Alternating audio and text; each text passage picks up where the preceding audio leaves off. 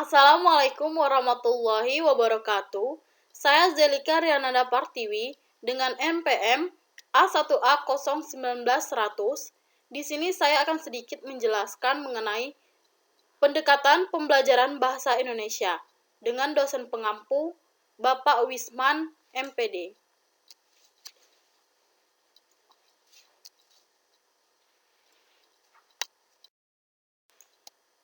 Yang pertama, yaitu tentang pengertian pendekatan.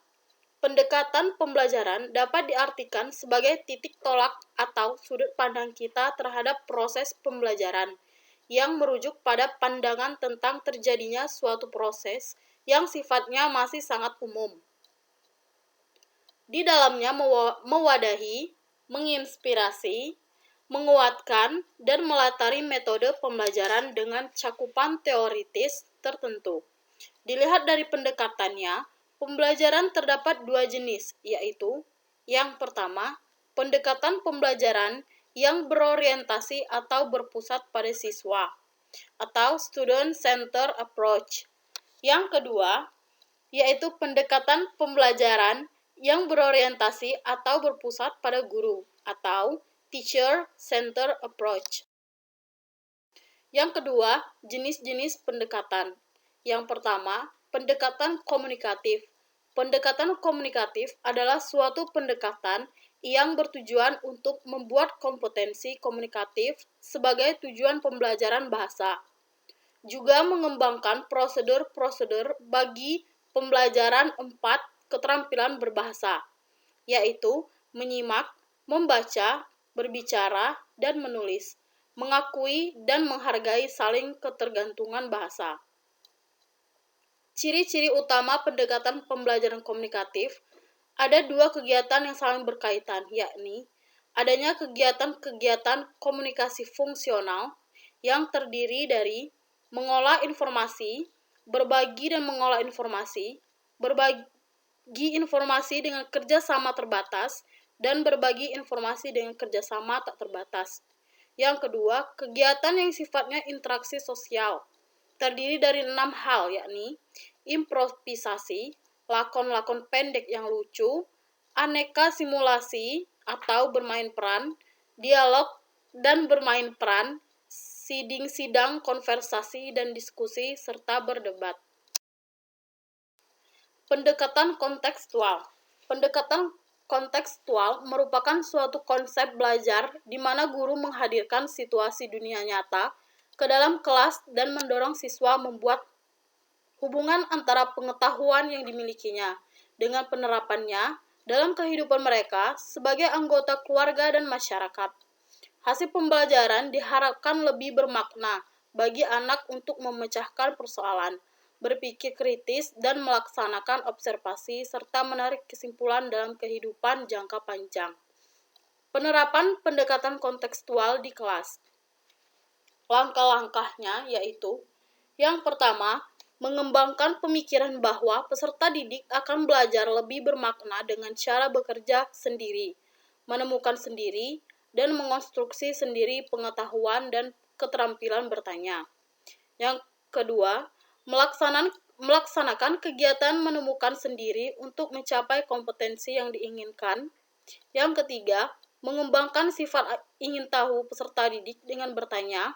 Yang keempat, menciptakan masyarakat belajar kerja kelompok. Yang kelima, menghadirkan model sebagai contoh pembelajaran. Yang keenam, melakukan refleksi di akhir pertemuan agar peserta didik merasa bahwa hari ini mereka belajar sesuatu. Dan yang terakhir, melakukan penilaian yang autentik dari berbagai sumber dan cara. Pendekatan teks. Pendekatan teks merupakan salah satu pendekatan dalam pembelajaran bahasa yang dilandasi oleh asumsi yang menganggap bahwa bahasa sebagai kaidah. Atas dasar anggapan tersebut, timbul pemikiran bahwa pembelajaran bahasa harus mengutamakan penguasaan kaidah-kaidah bahasa atau tata bahasa. Pendekatan saintifik.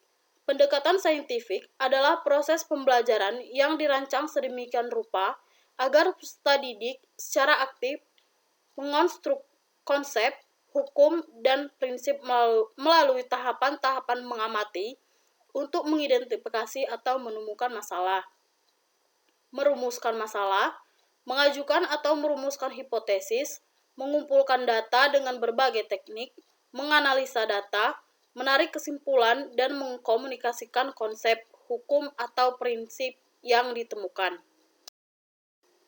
Langkah-langkah umum pembelajaran dengan pendekatan saintifik. Yang pertama, mengamati atau observasi. Yang kedua, menanya. Yang ketiga, mengumpulkan informasi. Yang keempat, mengasosiasikan atau mengolah informasi.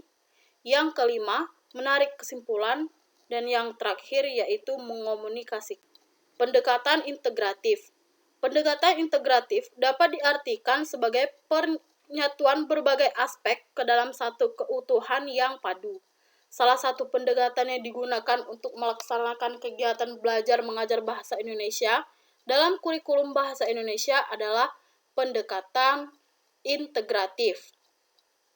Ciri-cirinya yaitu berpusat pada siswa, memberikan pengalaman langsung pada anak, pemisahan antar bidang studi tidak begitu jelas, menyajikan konsep dari berbagai bidang studi dalam satu proses pembelajaran, bersifat luas, dan hasil pembelajaran dapat berkembang sesuai dengan minat dan kebutuhan anak. Pendekatan wall language. Pendekatan pembelajaran dapat diartikan sebagai titik tolak atau sudut pandang kita terhadap proses pembelajaran yang merujuk pada pandangan tentang terjadinya suatu proses yang sifatnya masih sangat umum. Di dalamnya mewadahi, menginspirasi, menguatkan, dan melatari metode pembelajaran dengan cakupan teoritis tertentu. Pendekatan merupakan dasar teoritis untuk suatu metode. Beberapa pendekatan dalam pembelajaran bahasa yaitu komunikatif, pendekatan kontekstual, pendekatan teks, pendekatan saintifik, pendekatan integratif, dan pendekatan wall language. Ciri-cirinya ada 7. Yang pertama, kelas yang menerapkan wall language penuh dengan barang cetakan seperti dinding, pintu, dan furnitur lainnya. Yang kedua, siswa belajar melalui model atau contoh. Di sini guru berperan sebagai model, guru menjadi contoh perwujudan bentuk aktivitas berbahasa yang ideal. Yang ketiga, siswa bekerja dan belajar sesuai dengan tingkat kemampuannya. Yang keempat, siswa berbagi tanggung jawab dalam pembelajaran. Yang kelima, siswa terlibat aktif dalam pembelajaran bermakna. Yang keenam, siswa berani mengambil risiko dan bebas bereksperimen. Dan yang ketujuh, siswa mendapat balikan atau feedback positif dari guru maupun temannya. Penilaian dalam kelas wall language. Di dalam kelas wall language, guru senantiasa memperhatikan kegiatan yang dilakukan siswa. Secara informal, selama pembelajaran berlangsung, guru memperhatikan siswa menulis, mendengarkan, berdiskusi, baik dalam kelompok ataupun diskusi kelas. Penilaian juga berlangsung ketika siswa dan guru mengadakan konferensi. Alat penilaiannya seperti observasi dan catatan anekdot. Selain penilaian informal, penilaian dilakukan dengan portofolio. Portofolio sendiri adalah kumpulan hasil kerja siswa dalam kegiatan pembelajaran.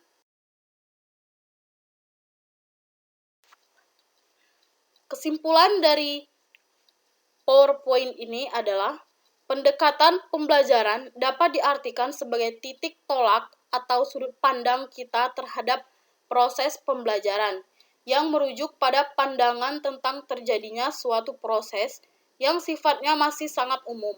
Di dalamnya mewadahi, menginspirasi, menguatkan, dan melatari metode pembelajaran dengan cakupan teoritis tertentu. Pendekatan merupakan dasar teoritis untuk satu metode. Beberapa pendekatan dalam pembelajaran bahasa yaitu pendekatan komunikatif, kontekstual, pendekatan teks, saintifik, pendekatan integratif, dan pendekatan world language. Baiklah, itu saja yang saya sampaikan. Terima kasih. Wassalamualaikum warahmatullahi wabarakatuh.